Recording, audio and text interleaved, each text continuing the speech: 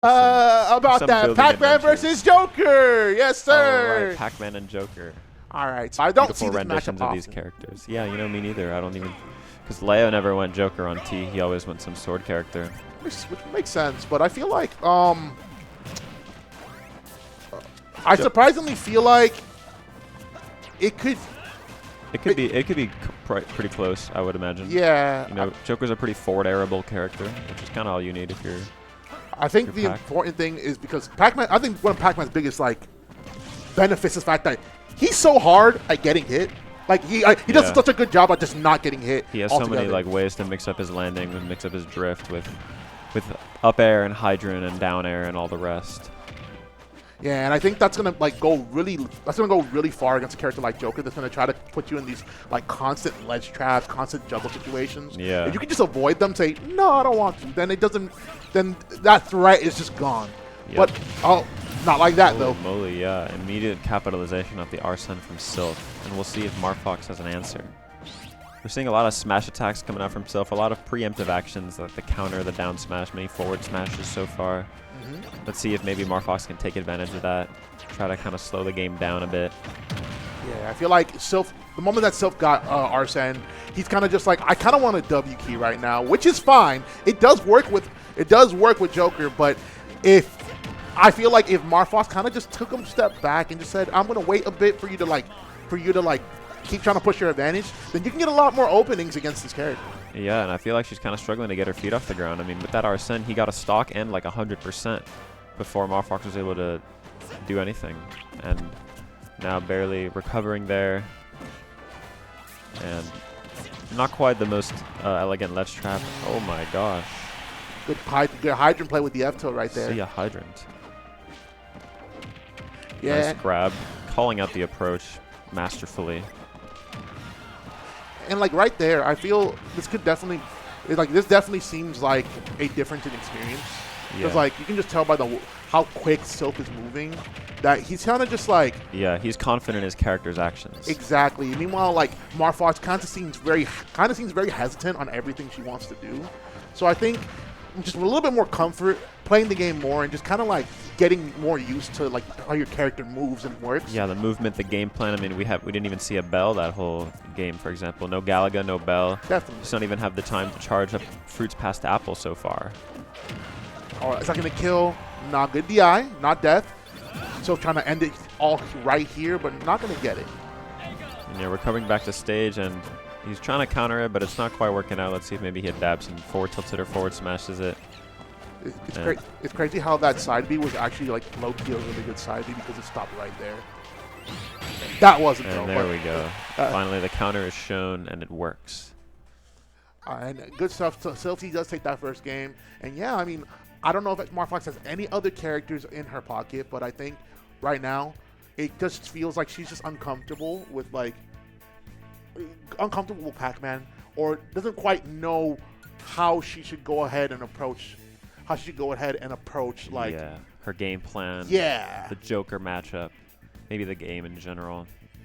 I would say the one thing is once you get confident in your movement, maybe go ahead and try to prioritize a little bit of a flow chart for the fruits. You know, you want Galaga at low percent, you want Bell at high percent, you want Key at the highest percents where it's like you don't even need Bell, you can just throw that shit out. You know what I'm saying? Absolutely. Like 150 plus. So we haven't really seen a lot of charged Bells, a lot of charged fruits in general. Maybe a bit slower game plan, trying to focus on how Joker's approaching you over the hydrant. Because that's the most powerful tool in neutral is just hydrant. You know, you put it down, Joker has to either attack it or jump over it or roll through it, and either of those, Pac-Man can answer in some capacity, whether it's with an attack or whether it's by, you know, going into him, going into center stage, regaining your positioning. Many different options, many universes. But there were some good things that she was doing. For example, she went for the edge guard on that Arsene recovery, which is the correct thing to do. You know, that recovery is a lot more vulnerable. It's one of the only characters that gets a worse disadvantage once you start to get into is which is insane. Yeah. You know, do that to more DLC characters. Yeah, why doesn't, I mean, some characters get better. Doesn't Lucario's up B get farther? And what else is super? I mean, they're all just no drawback. It's all just like you have these moves that you can just use now that kill people at 20. Oh, for sure. All right, we're just going ahead and messing with the controls just a bit. I think we're trying to just switch the sides real quick, or we're trying to reset. What's happening?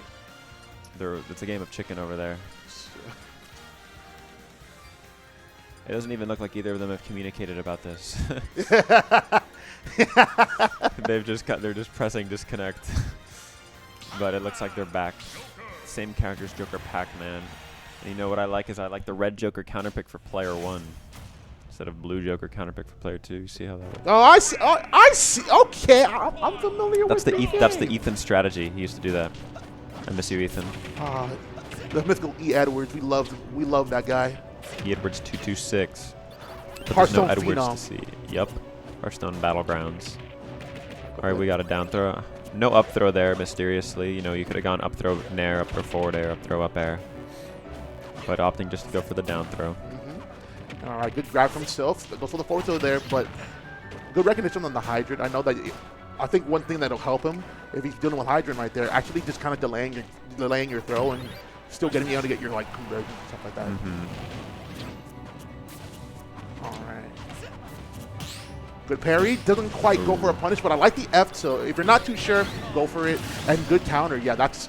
Yeah, a lot of side Bs to stage from Marphox. Not the most safe recovery in the world. You know, you could aim it to ledge, might mix it up a little bit, but so far they're all getting stuffed out, either countered or chased down by Silph. See if she makes any adaptations from here. And right now, I actually. Whoa. Oh, that was a. Okay. You saw that? I saw that. Wait. Okay. We see you, Marphox. I like that. I like that tricky drift. We love that. But that is Just a simple edge guard on the directional air dodge. See, that's where I think maybe you should side because PAC-MAN doesn't really need to air dodge to get his recovery, to get a good recovery. You know, his side B goes so far. You have your amazing up B as well. For sure. Even though it's edge guardable. Ooh, barely off on the dash grab there. Barely missing the mark with these forward airs. It's like he's kind of always pulling back right before it goes forward. So kind of getting more familiar with that range will go a long way for you. Oh no. Oh, you just gave him another Arsene. Not gonna kill. Yep, there it is. And that's gonna be a 2-0 for Silph. Good stuff. Good stuff to him. Marphox. You know, there's a lot to work on, but it doesn't. But it's okay.